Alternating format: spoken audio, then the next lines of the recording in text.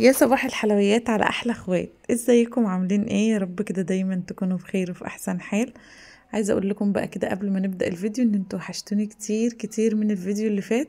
لو لسه اول مره كده بتشوفيني، انا زوزو، بعمل معاكم روتينات ووصفات وبعد مره كده فلوجات خفيفه.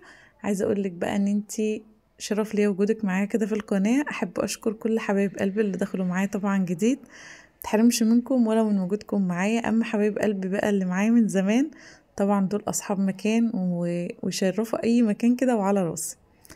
بصوا بقى يا ست البنات، النهارده هنعمل كده روتين حلو جدا. كل سنه وانتم طيبين. طبعا بقى بنعمل تنظيفات رمضان، اللهم عودوا علينا كده بالخير واليمن والبركات يا رب العالمين. فالنهارده بقى كده حبيت اعمل معاكم تاني جزء او تاني يوم، يعني تاني فيديو من سلسلة تنظيفات رمضان. ده طبعا غير اللايفات اللي احنا بننزلها مع بعض. احنا مقسمين كده ايه الدنيا، يعني شوية بنعمل لايفات في التنظيفات وشوية بنعمل ايه فيديوهات زي دي. تمام. بص بقى يا حبيبة قلبي، زي ما قلتلك، بس استني الأول، تعالي نبدأ الفيديو بتاعنا بالصلاة والسلام على سيدنا محمد أشرف الخلق وعلى آله وصحبه وسلم. اللهم صل وسلم وزد وبارك على سيدنا محمد وعلى آله وصحبه وسلم. دايما نقول الدعاء الحلو بتاعنا ده بما إن هنعمل روتين أو نعمل تنظيفات أو نعمل أي شغل في بيتنا. اللهم إني أتبرأ من حولي وقوتي إلى حولك وقوتك يا ذا القوة المتين. في دعاء حلو جدا جدا برضو تستعيني بيه كده في كل أوقاتك. اللهم دبر لي أمري فإني لا أحسن التدبير. يلا بقى بينا نبدأ الفيديو. عايزة أقول لكم إن أنا بحبكم جدا جدا في الله، حبايب قلبي، ربنا يكبر بخاطركم ويخليكم ليا زي ما بتقفوا جنبي كده وتفضلوا معايا في الفيديوهات بتاعتي. بصوا بقى النهاردة هنعمل روتين حلو جدا جدا. أنا قلت إيه، بصوا هو مش حاجة واحدة الصراحة، يعني اللي هو انا لقيت انتوا عارفين زي ما انتوا عارفين وقلت لكم يعني قبل كده ان انا بحب ارتب اي تنظيفات انا بعملها من الداخل للخارج. اللي هو هنمسك اللدلبة الاول من جوه، ننضفها نطبقها، نشوف ايه اللي مش مظبوط في مكانه كده نعمله. عندك هدوم كده من مثلا مش بتتلبس كده، نفرز الدنيا ونشوف اللي مش هيتلبس ايه واللي هيتلبس ايه. لو في حد محتاجه نوديهوله، لو حاجات مش كويسة تترمي. المهم روقي دنيتك كده وظبطي الدنيا وخلي حاجتك كده ايه دايما مرتبة. وكمان الملاية دي كانت طبعا كنت حابة اشيل الفرش بتاع السرير الكبير، عشان انا ناوية كده اغير الدنيا وافرش، يعني كان عندي غسيل كمان في اليوم ده. فشلت الفرش بقى كده وطلعت البطاطين واللحاف الفايبر طلعته بره كده على البلكونة. اي نعم الشمس مش بتيجي عندي غير في الصيف، بس ايه اللي هو بخرجه كده يتهوى مثلا على ما اطبق البطاطين، انفض السرير، المراتب كده، يعني فاهمين ازاي؟ يعني مش بالضروري يعني يكون في شمس عشان نخرج البطاطين بتاعتنا. اي نعم بيبقى احسن لو احنا حطيناها في الشمس وكل حاجة، طبعا انا عارفة ومتأكدة. انا ساعات كمان باخدهم فوق على السطوح كده واحطهم فوق، بس اللي هو يعني مش بحبس كده كتير، يعني لا انا بخرجهم هنا كده شوية في البلكونة وخلاص يتهووا ونفض الدنيا او اغير الفرش او اي حاجة. طبعا بقى كنت عملت معاكم روتين، انا منضفة الخشب بتاع الأوضة دي يعني قريب، يعني الاسبوع اللي فات بالظبط، اللي هو ملمعاه ومظبطة الدنيا خالص. هلمعه تاني اي نعم بس مش دلوقتي، لان انا شلت الستاير وانا بشيل الستاير كده اخدت تنفيضة بقى لظهر السرير وش السرير والظهر بتاعه والدولاب كمان. عايزه اقول لكم بقى لقيت تراب كده في قلب والله العظيم في الدولاب جوه خالص، زي ما انتم شايفين المنظر تحت الهدوم، فاهمين ازاي؟ بصوا ده كان كميه تراب كده بسيطه تحت الهدوم مترسبه كده، اللي هو الحمد لله وبفضل الله انا قلت ايه هبدأ من جوه لبره كده. نضفت الدلبة الاول، طبعا انا برضو الحمد لله مسكت دلبة الولاد، يعني دولاب الولاد الصغير، عندي دولاب زي ده بالظبط بس ايه يعني حجمه اصغر من ده شوية. مسكته برضو زي ما عملت في ده الحركة دي بالظبط. مسكته طلعت كل اللي فيه، نضفته طبقته كويس جدا ورتبت الدنيا وشوية معطر كده وحطيتهم في قلبه وقفلته. ده كمان خرجت كل الهدوم الخروج دي، طبعا هدوم الخروج بتاعتنا بتاعتي انا وجوزي بس. ربنا يا رب يرجعه لي بالسلامة سالم غانم يا رب اللهم امين. ويبارك لكم في اولادكم وازواجكم. المهم البلايزرات بقى بتاعته، الجواكت، هدوم الخروج بتاعتي، الدرسات، السويتشيرتات، الحاجات اللي زي دي كده بحطها في الشماعة هنا كده في الدولاب في النص. تمام. من تحت الهدوم بقى بحط ايه؟ الحاجات اللي فايضة عليا. يعني مثلا الخدادية الكبيرة دي بتاعت السرير انا عندي له 2، فاللي هو مش بعمل بيها حاجة فايه بعينها هنا كده.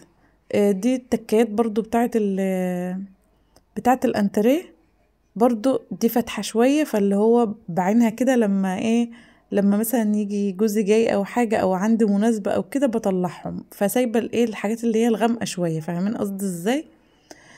هي لها سوسته وكل حاجة بتتغسل، بس هي جت كده الصراحة، لان بسم الله ما شاء الله انا كنت عاملة كمية تكات كتير. عايزة تشوفي ده بقى فيه ايه يا لئيمة؟ لا مش هقولك فيه ايه، ان شاء الله كده مع الوقت هوريكم كل حاجة. ده طبعا ألبوم الصور بتاعي بتاع الفرح بتاعنا. يا رب العمر كله كده مع بعض، وربنا يبعد عننا كل حاجة وحشة ان شاء الله. المهم رتبت بقى، خرجت كل الهدوم اللي موجودة دي، ومسكت بقى الدولاب نضفته ولمعته زي ما انتوا شفتوا، بفوطة ناشفة كده برضو طوقته يعني مسحته. وبدأت ايه بقى، اعلق كل الهدوم، الجواكت، البلايزرات، السويتشيرتات مثلا بتاعتي، الدرسات، الحاجات اللي هي زي دي الخروج، دي درسات مثلا السهرة، الحاجات اللي زي دي. فاهمين قصدي ازاي؟ بس كده، اللي هو بقى خليت الدولاب زي الفل وزي العسل وزي السكر زيكم كده. رتبت كل حاجة على الشماعات بتاعتها. وكمان عايزة اقول لكم بقى، نفسي اشتري قوي بتاع اللي هي بتاعت الطرح، اللي بنحط فيها الطرح دي، لان صراحة مش عندي.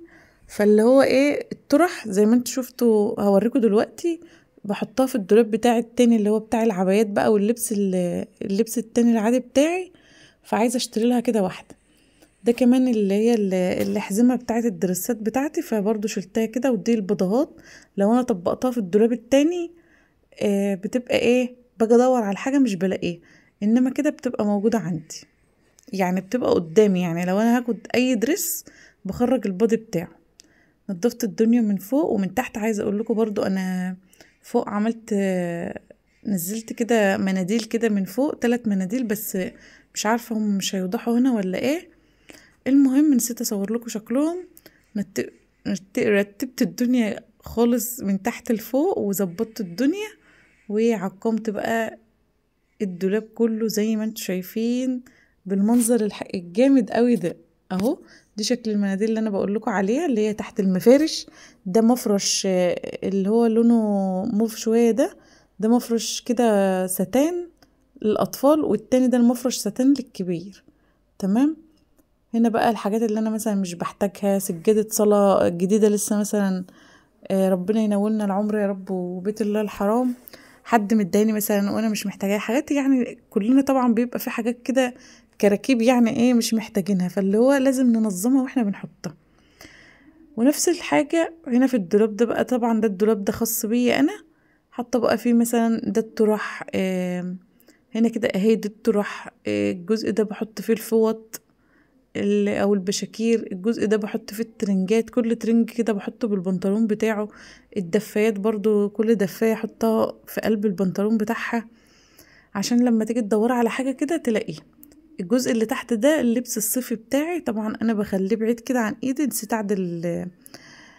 اعدل المنديل اللي هو ما علينا، اللي هو الاصفر اللي انا حطيته بتاع ايام زمان قوي ده. ان شاء الله ربنا يقدرني كده واجيب حاجات جديده، ستايلات جديده بقى، عشان دي موضه قديمه قوي.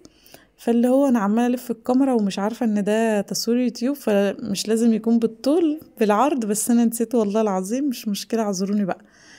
المهم جبت بقى المعطر الجميل قوي والقمر بتاعي ده طبعا فريده ارابيسك. تمام. ريحته في منتهى الجمال. عايزه اقول لكم انا كنت نسيت اصور لكم المقطع، فانا جيت بالليل وصورته لكم. تمام. عشان بس ما تلاحظوش ان انا مغيره الهدوم وتقولوا كده ولا كده. لا بصي حبيبه قلبي، انا ممكن ساعتها اكون مثلا قاعده في البيت عادي، اللي هو زي اي بنوته قاعده في بيتها او اي ست قاعده في بيتها، مثلا ممكن تكون لابسه ترنج، بيجامه معينه، اي حاجه.